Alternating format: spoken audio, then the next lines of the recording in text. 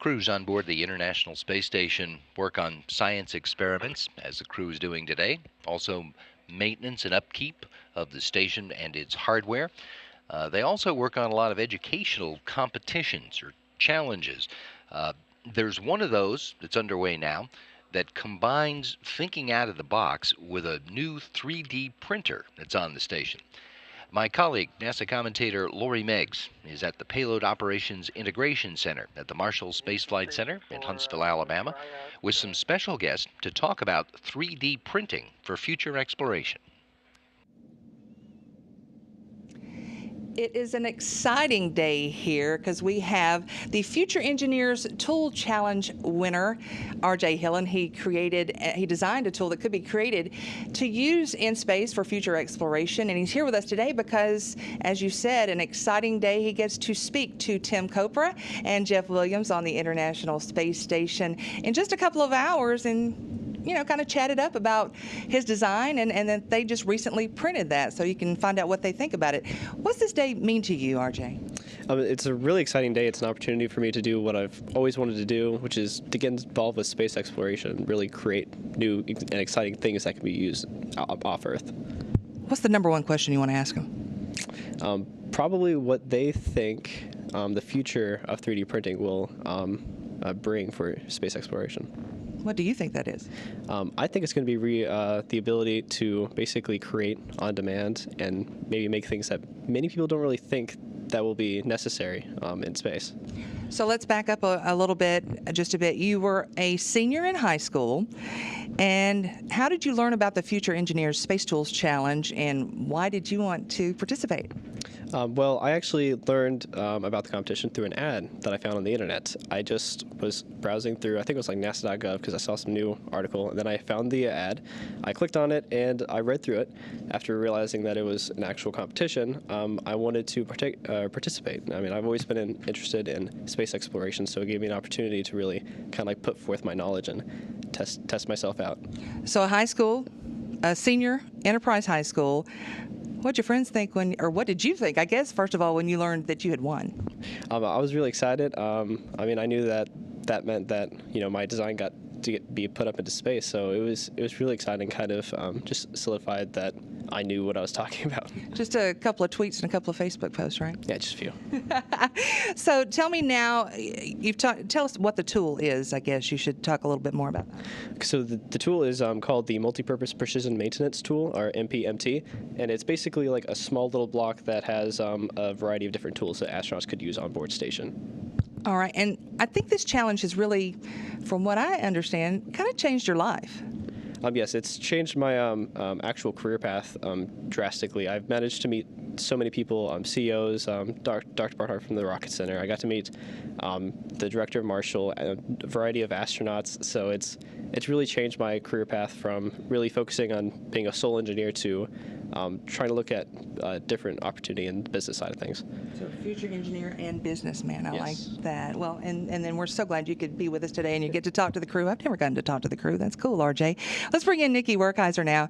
She is the in-space manufacturing project manager for NASA here at Marshall. And Nikki, what do challenges like this really mean to NASA?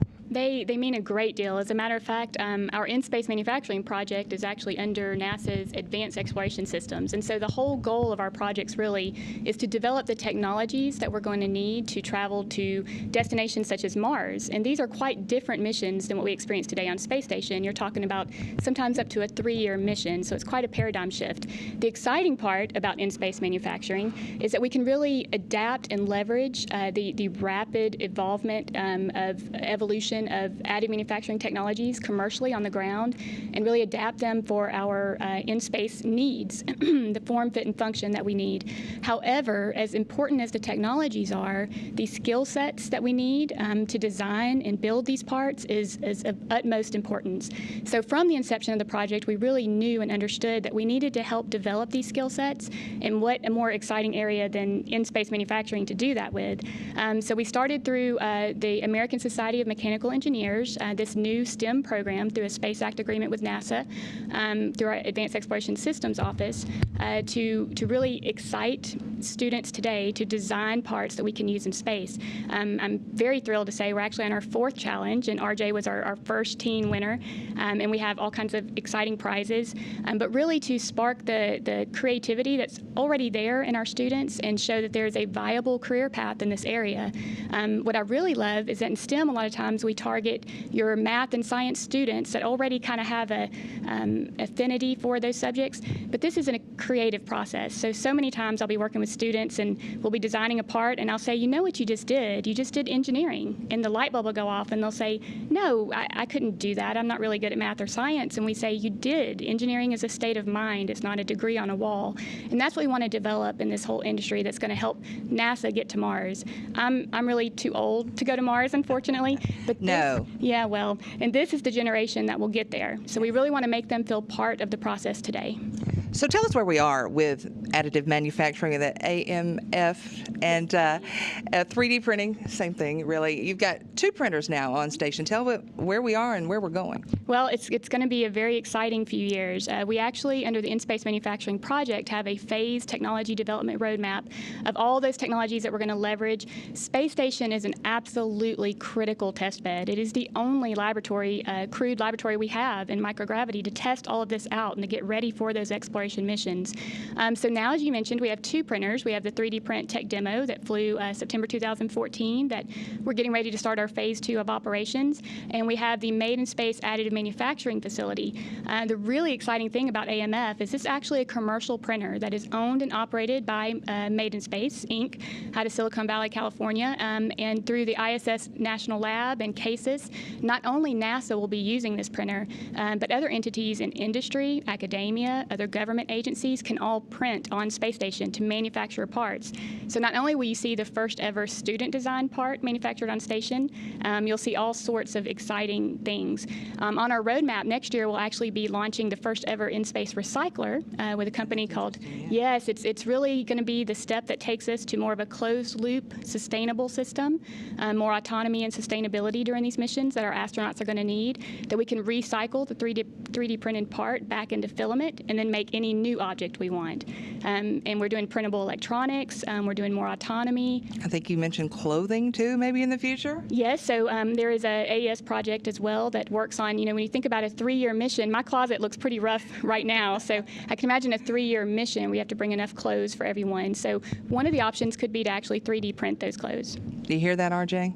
You need to get on that clothing thing now. So, again, if you want to get involved, if you're a student out there watching, you go to futureengineers.org. They have challenges going on all the time, and we hope to see you here. Maybe you can be like RJ someday and talk to the crew, and that happens today live on NASA TV at 12:30 Central Time. And I might have a few questions that you can ask him, RJ. No, he's got his own. That'll do it for us here from the Payload Operations Integration Center. Now back to you at Mission Control in Houston.